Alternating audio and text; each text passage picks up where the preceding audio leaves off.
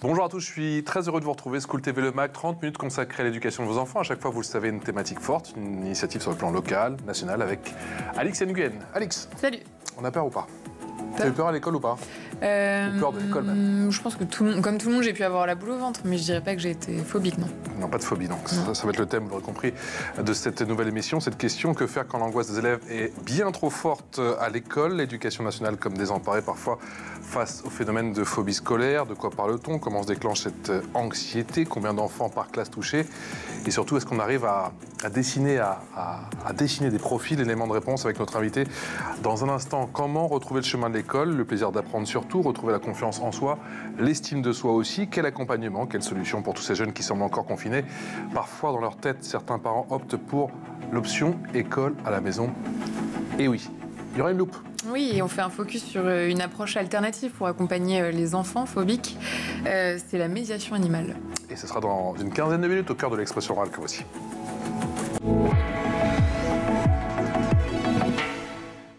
Marie-Christine Combe, je me suis trompé. J'étais parti comme ça et je suis parti trop vite, quoi.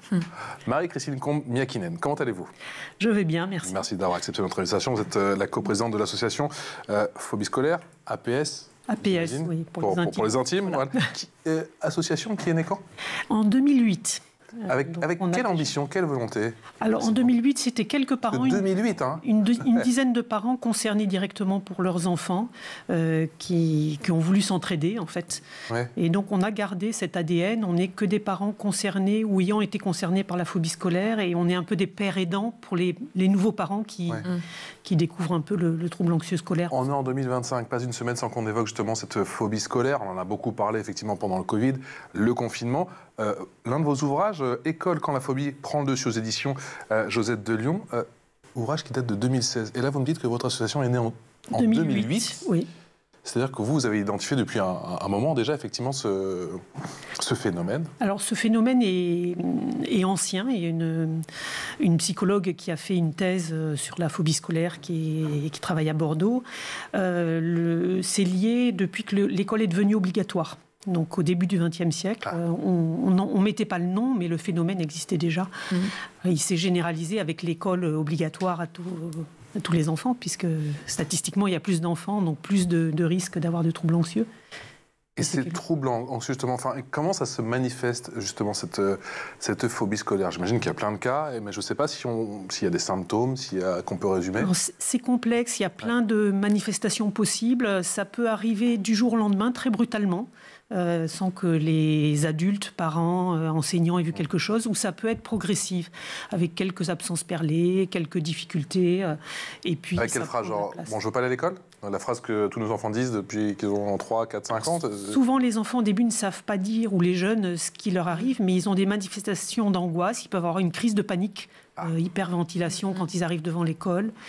Ils peuvent, au lever, le matin, avoir des maux de ventre, maux de tête, des crispations très douloureuses. À partir de quel âge? Alors, nous, on a des familles qui nous contactent de la maternelle jusqu'à l'université. On va dire, il y en a quand même plus fin d'élémentaire, collège et lycée. Voilà, mais... D'accord. Et est-ce qu'on détermine des facteurs?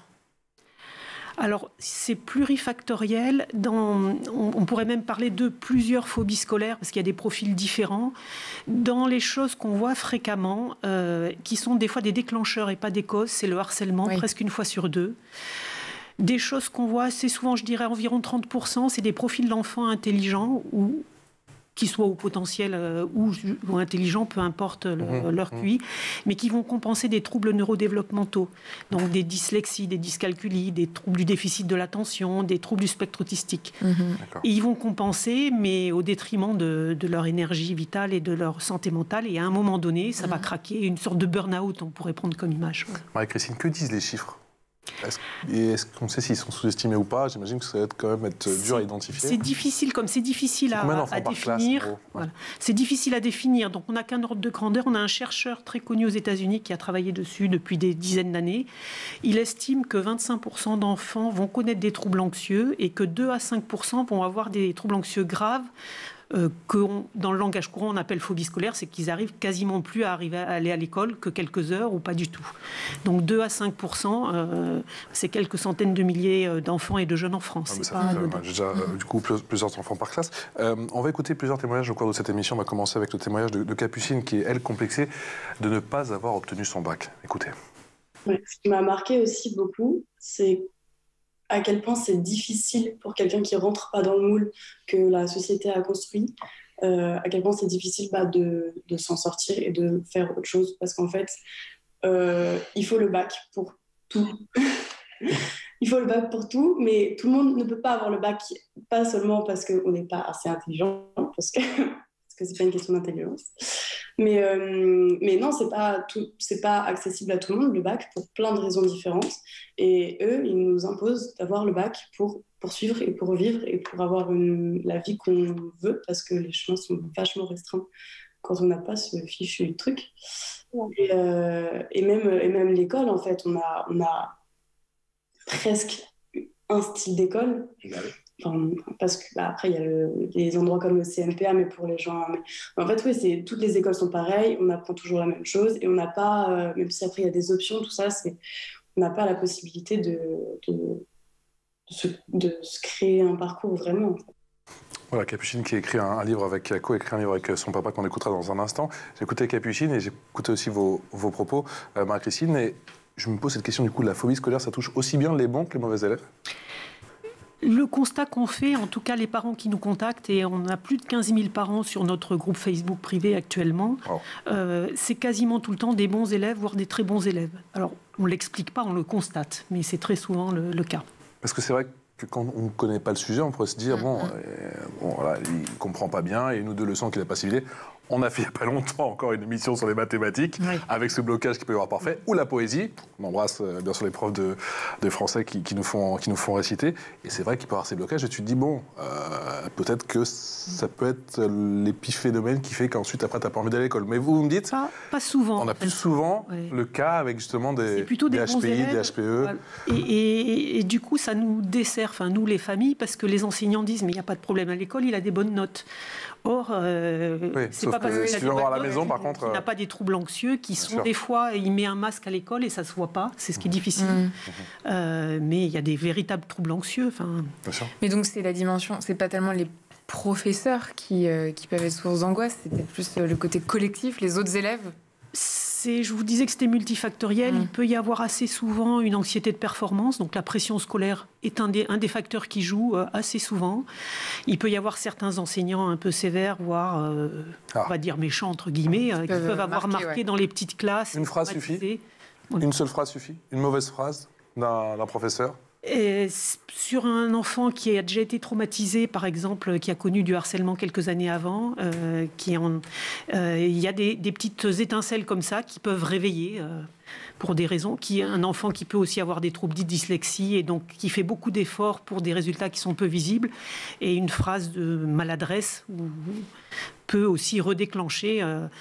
C'est juste un déclencheur. Donc on ne peut pas dire que c'est la faute aux enseignants, mais ça fait partie du parcours. On va justement regardez ce jeune, il s'appelle Iwen, et lui, il a reçu justement une réflexion d'un professeur. Je fais partie de cette génération qui a passé du coup ses années lycée pendant les années Covid. Donc ma première année de lycée, j'ai dû faire 2 mois de cours sur les 5 avant le confinement. Parce que l'absentéisme, parce que difficulté à me rendre en cours. Je me rendais tous les jours au lycée, en moyenne, en général, mais je me rendais à un cours le matin, puis un cours l'après-midi, un cours par-ci, un cours par-là. Un cours où je me sentais en capacité d'aller. Et j'ai eu un suivi, j'ai eu encore une fois un accompagnement qui était moindre comparé à celui du collège. Chaque établissement n'est pas adapté, n'a pas la compréhension de ce problème. On voit aujourd'hui qu'il faut encore former, qu'il faut en parler autour de nous, en parler à l'équipe administrative, en faire des démarches.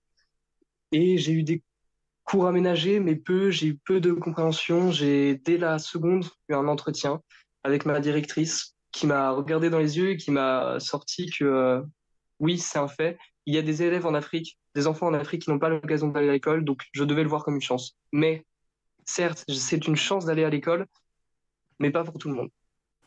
La petite phrase dont on parlait. Oui, c'est un exemple parmi d'autres. Voilà. Ouais. L'éducation nationale ne peut pas tout, mais en fait, elle a assez. Et on essaye de sensibiliser avec nos petits moyens d'association. On est une 60aine de parents bénévoles, correspondants ou modérateurs du groupe Facebook.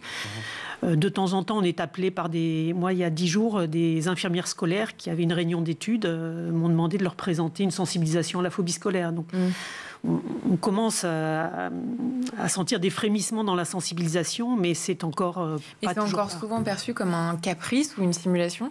Ça peut l'être, effectivement. Mais même en tant que parent, au début, on ne comprend pas. On met du temps. Et les enseignants qui ne le voient que quelques heures par semaine, on peut comprendre aussi que c'est difficile à entendre.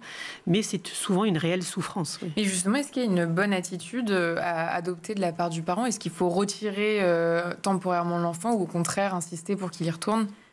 Alors, comme c'est plus un burn-out qu'une phobie, comme je vous disais en image, une phobie, on préfère y aller un petit peu 5 minutes chaque jour pour garder l'habitude. Un burn-out, on va vous arrêter en tant qu'adulte plusieurs mois et on ne va pas vous demander tous les lundis matins d'aller à la réunion de direction.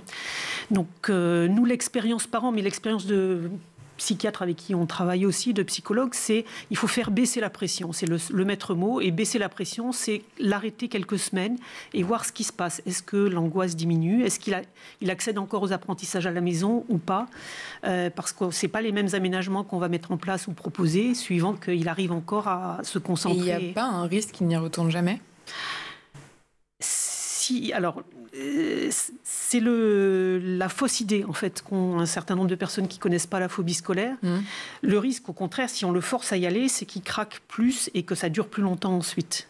De toute façon, accompagner et soigner une phobie scolaire, ça prend du temps. Enfin, ça se compte en années, avec des hauts et des bas. On ne reste pas au fond du trou tout le temps, mais... Donc, vous avez des proches, vous, effectivement, et vous connaissez des enfants, beaucoup d'enfants même qui sont victimes. J'imagine que l'équation, elle est quand même très délicate. Comment, justement, Déjà, bien sûr, il y a votre groupe, et il y a d'autres associations, on imagine, mais vers qui on se tourne? Quelle est la marche à suivre? Parce que j'imagine que les parents, à partir du moment où ils prennent confiance, et conscience surtout, on commence par quoi? On va voir qui? On s'oriente vers qui? On va voir où? Alors, le trio gagnant, c'est d'arriver à avoir une bonne entente entre le pôle du soin, les médecins, les thérapeutes, le pôle de l'enseignement, l'établissement, l'école ou le collège ou le lycée, et la conditions qui jouent le jeu. Ouais. Et donc, il faut se faire confiance parce qu'on a chacun des préoccupations différentes et on peut être très vite dans le malentendu et on peut avoir de la bienveillance au début, mais au bout, comme ça dure des mois et des mois, il y en a qui peuvent se lasser. L'équation, elle est difficile, mais il faut vraiment jouer. Mais comment on aborde justement l'établissement? Par quoi on commence? Qu'est-ce qu'on dit? On va voir un professeur en particulier? On va voir le directeur, la directrice d'établissement? Alors, il faut trouver la personne relais qui est peut-être plus à l'écoute. Ça peut être l'infirmière scolaire, ça peut être le CPE, ça peut être en primaire, la directrice ou l'enseignant, ça peut être le professeur principal. Ce qu'on dit aux parents, c'est de trouver une personne à l'écoute et disponible, le directeur adjoint.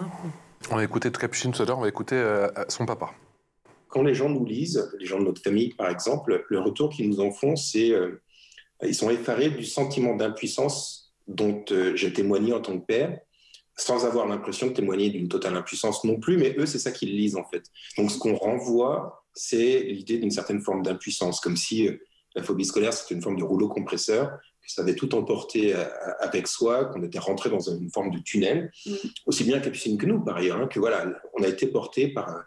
Et on avait beau essayer de faire des choses, grosso modo, on avait le sentiment que notre action était réduite. Alors c'est sans doute pas vrai, parce qu'on a fait énormément de choses pour que ça se passe bien, on a énormément parlé, énormément réfléchi, on l'a accompagné, enfin on a fait beaucoup de choses. Néanmoins, ce sentiment d'impuissance, il reste là. Bon, pour moi, c'est pas, enfin, je le vis pas aujourd'hui comme un truc tragique, hein, ça a été comme ça. Et c'est rigolo d'entendre les gens qui nous en parlent témoigner de ça. Ah, vous avez été drôlement impuissant en tant que parent. Bon, ce qui renvoie aussi à l'idée que les parents pourraient tout faire pour leurs enfants. En fait, on apprend qu'on peut pas tout faire pour ses enfants et qu'il y a bien des choses qu'ils font par eux-mêmes. Et ne pas pouvoir aller à l'école, c'est parfois aussi une manière pour eux de se réaliser autrement. Marie-Christine, ce monsieur évoque l'impuissance. Est-ce que ça peut s'appréhender? Est-ce qu'on peut empêcher la phobie d'arriver? On peut prévenir peut-être en étant à l'écoute de ses enfants, en évitant de mettre trop de pression, parce qu'il y a des familles qui ont des schémas ou des valeurs très fortes sur l'école ou l'enseignement. Ouais. On peut tenter de prévenir, mais très souvent, c'est c'est pas suffisant. Oui, et on est pris au dépourvu. On est pris au dépourvu. Quand je vous disais, ça peut tomber du jour au lendemain, comme l'élastique qui craque. Pourquoi il a craqué aujourd'hui et pas hier Ouais. Et vous l'avez connu, ça, vous l'entendez, vous le comprenez quand il parle justement, Alix le disait, d'impuissance, de cette forme d'impuissance, de ce tunnel, aussi bien pour l'enfant, mais aussi pour tout l'entourage, à commencer par les parents. Alors, très souvent, moi je ne l'ai pas connu personnellement, mais beaucoup de familles qui nous contactent vivent l'incompréhension. Leurs proches, les grands-parents, les oncles, les tantes, les enseignants, ont tendance à les culpabiliser. Mais comment vous n'arrivez pas à forcer votre enfant à aller à l'école? Ça paraît si simple. Souvent, les amis aussi ne comprennent pas. C'est assez fréquent. C'est compliqué, quand on ne l'a pas vécu, d'essayer de le comprendre. Et donc cette impuissance, elle est aussi liée au fait que c'est long pour accompagner, pour recréer de la confiance. On va essayer. On reprend, quand l'enfant va un petit peu mieux, on reprend quelques heures par semaine. Il ne faut pas y aller trop vite. Il peut y avoir des retours en arrière qui ne sont pas forcément des échecs, mais qui font partie du chemin.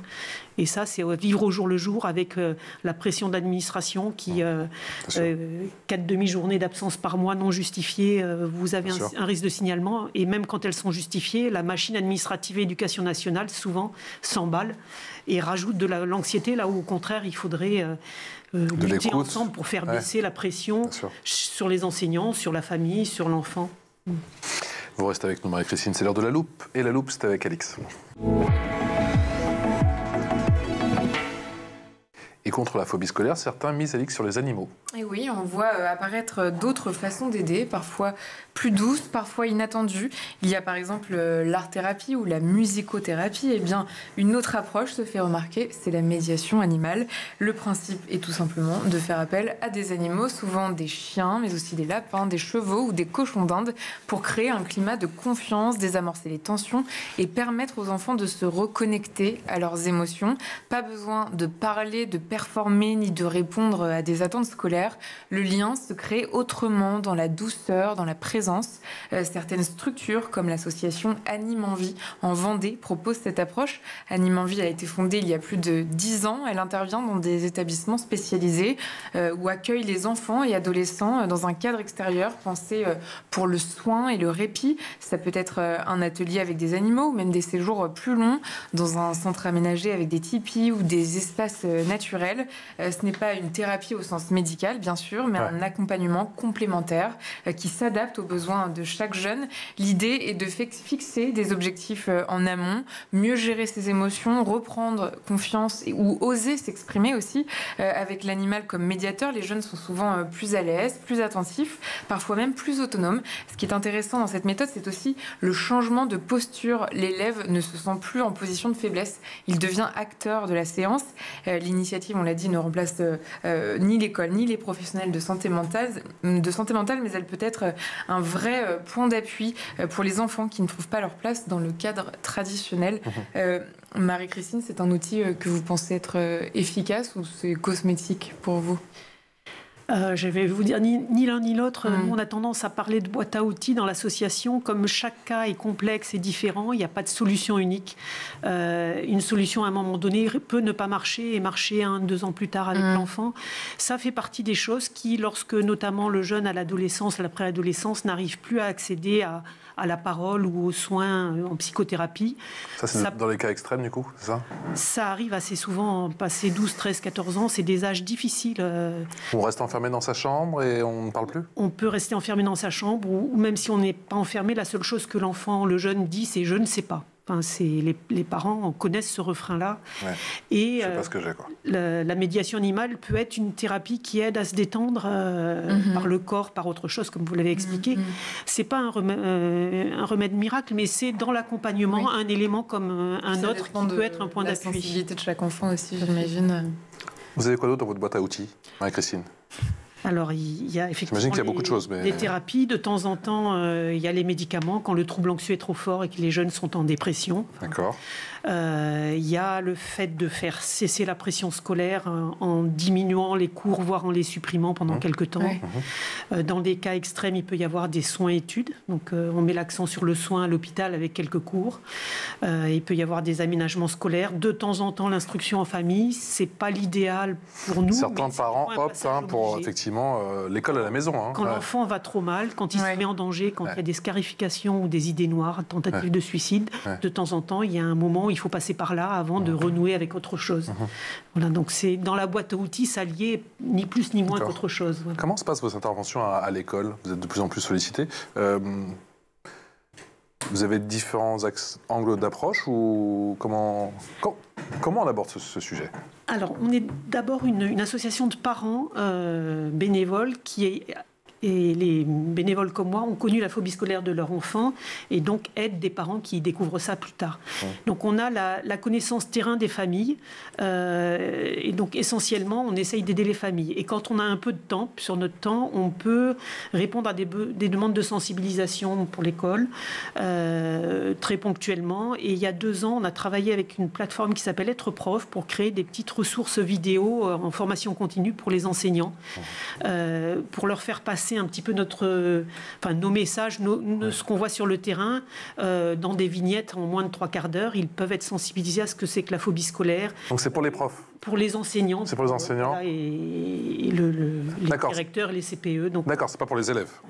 Alors, pour les élèves, non. Nous, on soutient directement les parents et indirectement le fait que les parents se sentent moins seuls.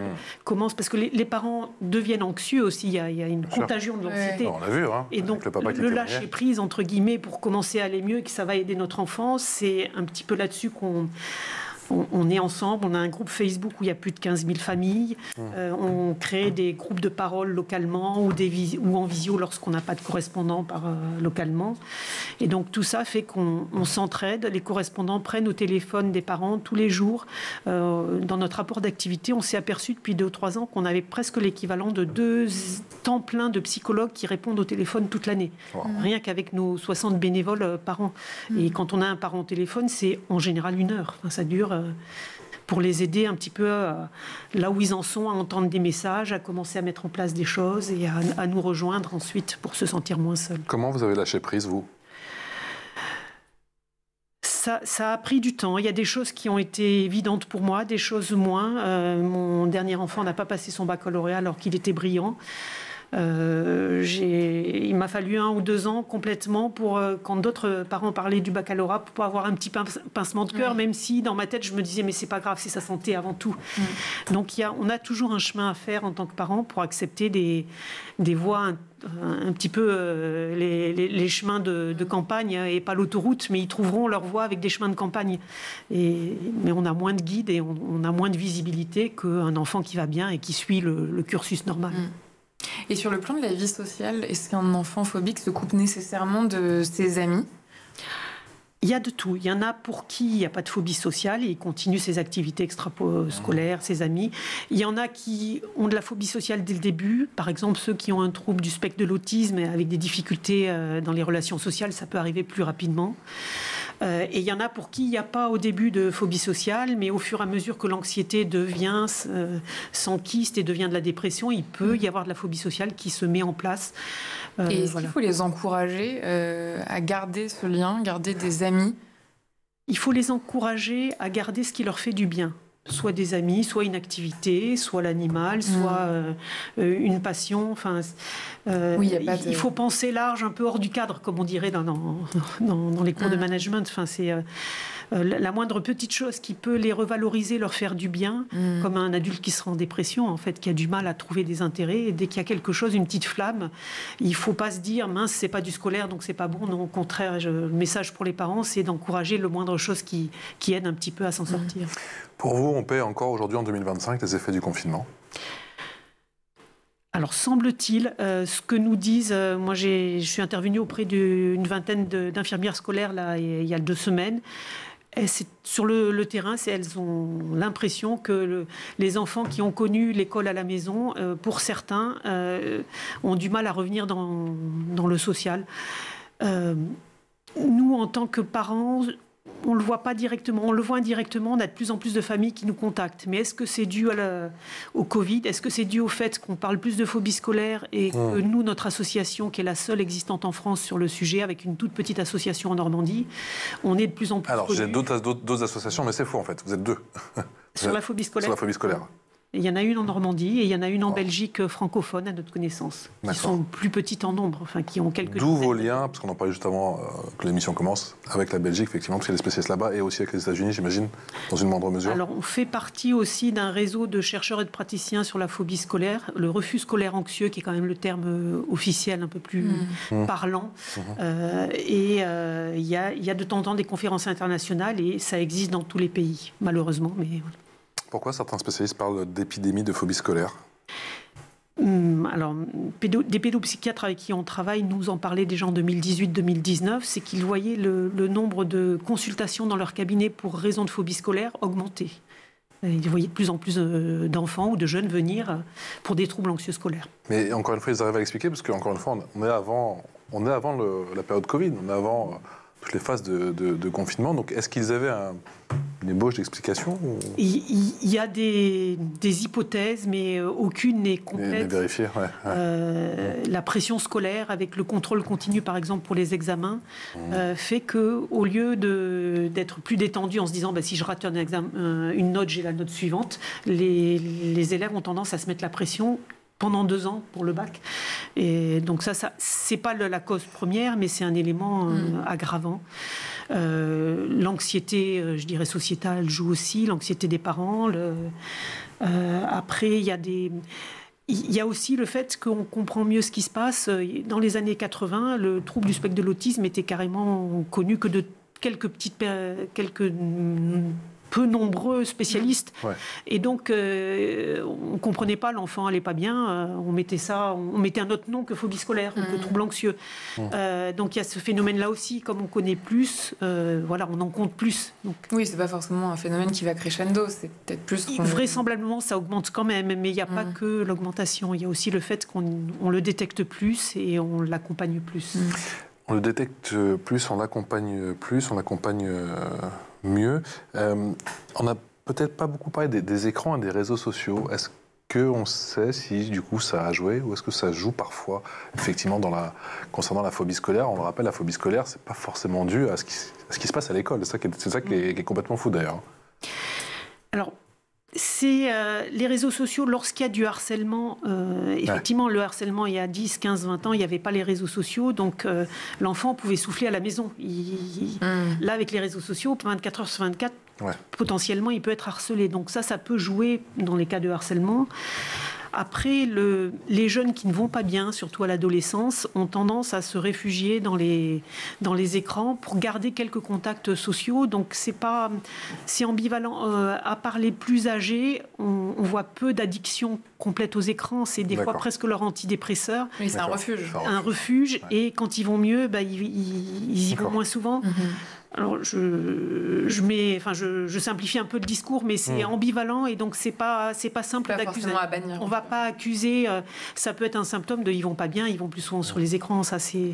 Mais en même temps, peut-être que c'est un passage obligé à accepter. Alors chaque famille met ses limites là où elle arrive à les mettre et où elle souhaite les mettre. Merci infiniment Marie-Christine. Marie-Christine Miakinen, coprésidente de l'association Phobie Scolaire APS. Vous l'avez dit combien ? On est presque 15 000 par an sur le groupe Facebook national. D'être venu nous voir, vous êtes né en 2008. Je rappelle votre livre, même si, encore une fois, il était en 2016, mais il est toujours malheureusement d'actualité. École, quand la phobie prend le dessus. C'était aux éditions Josette Lyon. Ma chère Alix, on se retrouve demain. À demain. Pour une nouvelle émission, une nouvelle aventure. Excellente journée. Ciao.